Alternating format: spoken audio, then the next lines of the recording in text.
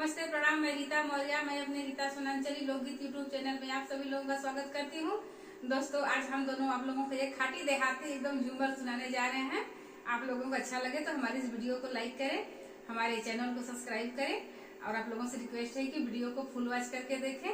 रातें पीटी पीटी सी कड़िया पिया जगावे लगल ना।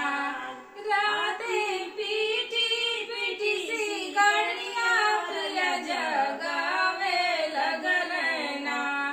पिया के जगवला से हम नहीं जगली, पिया के जगवला से हम नहीं जगली। किलई के हाथ में आई पलवा पिया धमकावे लगल ना।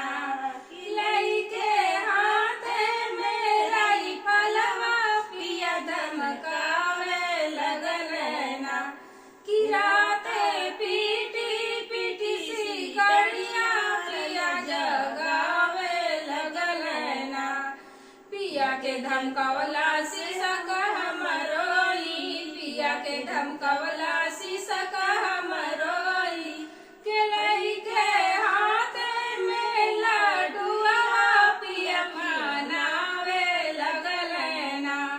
केलई के हाथ में लड्डुआ पिया मनावे लगल ना।